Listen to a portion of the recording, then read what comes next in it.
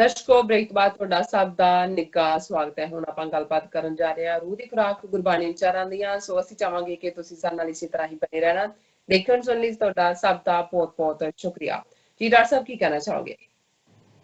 ਦੇਖੋ, ਇਹ ਰਮਜ਼ਾਨ ਦਾ ਮੁਬਾਰਕ ਮਹੀਨਾ ਚੱਲ ਰਿਹਾ ਹੈ ਔਰ ਅਸੀਂ ਗੁਰਬਾਣੀ ਬੇਸਡ ਖਾਸ ਤੌਰ ਤੇ ਗੁਰੂ ਨਾਨਕ ਸਾਹਿਬ ਦੇ ਫਰਮਾਨ ਜਿਹੜੇ ਇਸਲਾਮ ਔਰ ਮੁਸਲਮਾਨ ਹੋਣਾ ਕੀ ਹੈ ਔਰ ਕਿਵੇਂ, ਜਿੱਥੇ ਇੱਕ ਪਾਸੇ ਇਸਲਾਮ ਦੀਆਂ ਪ੍ਰੈਕਟਿਸਿਸ ਫੋਲੋ ਕਰਨੀਆਂ ਨੇ ਜਿਹੜੇ ਮੁਸਲਮਾਨ ਭਰਾ ਭੈਣਾਂ ਕਰਦੇ ਨੇ, ਪਰ ਉਹਨਾਂ ਚੋਂ ਜਿਹੜਾ ਰੂਹਾਨੀਅਤ ਦਾ, ਨੇਕੀ ਦਾ, ਇਨਸਾਨੀਅਤ ਦਾ ਮੈਸੇਜ ਹੈ ਉਹ ਕਿੰਨਾ ਅਹਿਮ ਹੈ ਔਰ ਇਹ ਸਿਰਫ ਇੱਕ ਮਹਿਜ਼ ਰਸਮ ਨਾ ਬਣ ਜਾਏ ਜੋ ਅਸੀਂ ਕਰਦੇ ਹਾਂ ਡੇ ਟੂ ਡੇ ਜ਼ਿੰਦਗੀ ਦੇ ਵਿੱਚ।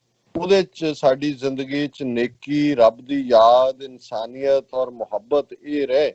ਸੋ ਅੱਜ ਜਿਹੜਾ ਸ਼ਲੋਕ ਮੈਂ ਵਿਚਾਰ ਲਈ ਗੁਰੂ ਨਾਨਕ ਸਾਹਿਬ ਦਾ ਚੁਣਿਆ, ਸ਼ਲੋਕ ਮਹੱਲਾ ਪਹਿਲਾ।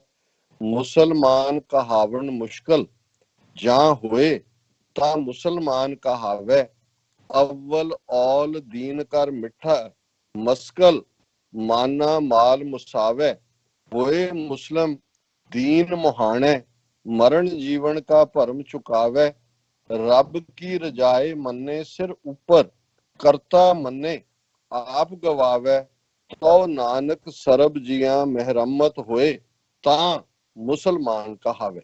ਇਹ ਇਨਫੈਕਟ ਜਿਹੜੇ ਇਸਲਾਮ ਦੀ ਜਿਸਟ ਹੈ ਟੀਚਿੰਗਸ ਦੀ, ਉਸ ਨੂੰ ਗੁਰੂ ਨਾਨਕ ਸਾਹਿਬ ਨੇ ਇਸ ਸ਼ਲੋਕ ਦੇ ਵਿੱਚ ਇਹ ਕਿਹਾ ਕਿ ਭਾਈ ਤੂੰ ਆਪਣੇ ਆਪ ਨੂੰ ਮੁਸਲਮਾਨ ਕਹਾਂਦਾ ਹੈ, ਪਰ ਸੱਚਾ ਮੁਸਲਮਾਨ ਬਣਨਾ ਔਰ ਬਣ ਕੇ ਫਿਰ ਕਹਾਣਾ ਇਹ ਬਹੁਤ ਮੁਸ਼ਕਲ ਹੈ। ਮੁਸਲਮਾਨ ਕਹਾਵਣ ਮੁਸ਼ਕਲ, ਜਾਂ ਹੋਏ ਤਾਂ ਮੁਸਲਮਾਨ ਕਹਾਵੇ। ਕਿ ਤੂੰ ਉਦੋਂ ਹੀ ਆਪਣੇ ਆਪ ਨੂੰ ਮੁਸਲਮਾਨ ਕਹਾ ਜਦੋਂ ਤੂੰ ਸੱਚਮੁੱਚ ਦਾ ਮੁਸਲਮਾਨ ਹੈ ਔਰ ਜਿਹੜੀਆਂ ਇਸਲਾਮ ਦੀਆਂ ਟੀਚਿੰਗਸ ਨੇ ਉਹਨਾਂ ਨੂੰ ਤੂੰ ਆਪਣੀ ਜ਼ਿੰਦਗੀ ਦੇ ਵਿੱਚ ਲਾਗੂ ਕੀਤਾ ਹੈ। ਔਰ ਉਹ ਅੱਗੋਂ ਗੁਰੂ ਸਾਹਿਬ ਫਰਮਾਉਂਦੇ ਨੇ, ਅਵਲ ਔਲ ਦੀਨ ਕਰ ਮਿੱਠਾ। ਅਵਲ, ਸਭ ਤੋਂ ਪਹਿਲਾਂ ਤਾਂ ਤੂੰ ਇਹ ਦੇਖ ਕਿ ਕੀ ਤੇਰਾ ਸੱਚਮੁੱਚ ਦਾ ਫੇਥ ਦੀਨ ਦੇ ਉੱਤੇ ਹੈ। ਕੀ ਦੀਨ ਦੀਆਂ ਟੀਚਿੰਗਸ ਤੂੰ ਮਜਬੂਰੀ ਵਾਸਤੇ ਨਹੀਂ ਮੰਨਦਾ, ਉਹਨਾਂ ਨੂੰ ਮਿੱਠਾ ਕਰਕੇ ਮੰਨਦਾ।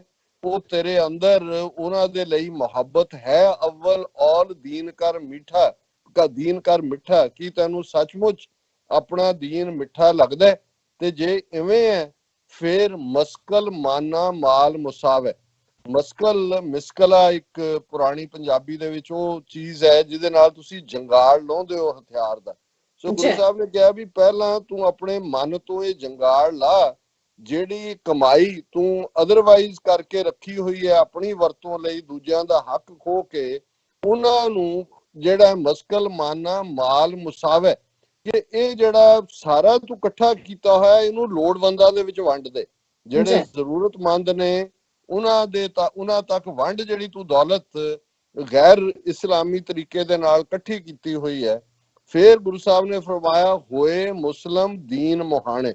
ਕਿ ਤੇਰਾ ਮੁਸਲਮ ਹੋਣ ਦਾ ਮਤਲਬ ਇਹ ਹੈ ਕਿ ਤੂੰ ਦੀਨ ਦੀ ਅਗਵਾਈ ਵਿੱਚ ਜਿਹੜੇ ਤੇਰੇ ਦੀਨ ਦੇ ਪ੍ਰਿੰਸੀਪਲਸ ਨੇ ਉਹਨਾਂ ਮੁਤਾਬਕ ਆਪਣੀ ਜ਼ਿੰਦਗੀ ਜੀ, ਮਰਨ ਜੀਵਨ ਕਾ ਭਰਮ ਚੁਕਾਵੇ। ਕਿ ਤੇਰੇ ਅੰਦਰ ਜਿਹੜਾ ਸਾਰੀ ਉਮਰ ਤੂੰ ਉਸ ਦੀਨ ਦੀਆਂ ਟੀਚਿੰਗਸ ਦੇ ਵਿੱਚ ਰਹਿੰਦੇ ਆ ਆਪਣੀ ਜ਼ਿੰਦਗੀ ਗੁਜ਼ਾਰ। ਰੱਬ ਕੀ ਰਜਾਏ ਮੰਨੇ ਸਿਰ ਉੱਪਰ। ਔਰ ਪਹਿਲਾਂ ਉਹਦੀ ਇਹ ਸ਼ਰਤ ਹੈ ਕਿ ਤੂੰ ਜ਼ਿੰਦਗੀ ਨੂੰ, ਜੋ ਵੀ ਤੇਰੇ ਜ਼ਿੰਦਗੀ 'ਚ ਵਾਪਰਦਾ ਦੁੱਖ ਜਾਂ ਸੁੱਖ, ਤੂੰ ਉਹਨੂੰ ਰੱਬ ਦੀ ਰਜ਼ਾ ਮੰਨ।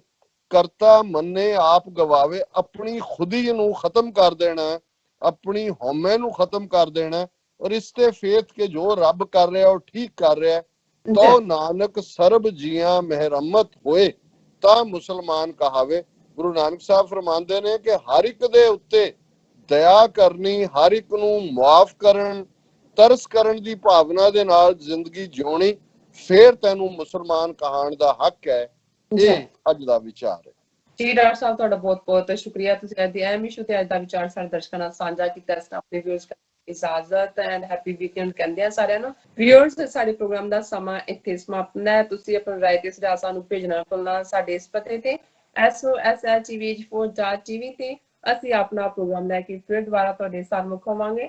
ਤਦ ਤੱਕ ਲਈ ਮੈਨੂੰ ਤੇ ਆਪਣਾ ਰਾਸਨ ਆ ਗਿਆ ਦੋ। ਦੇਖਦੇ ਰਹੋ TV 4। ਬੁਲਾ ਦਿਓ ਫਤਿਹ। ਵਾਹਿਗੁਰੂ ਜੀ ਕਾ ਖਾਲਸਾ, ਵਾਹਿਗੁਰੂ ਜੀ ਕੀ ਫਤਿਹ।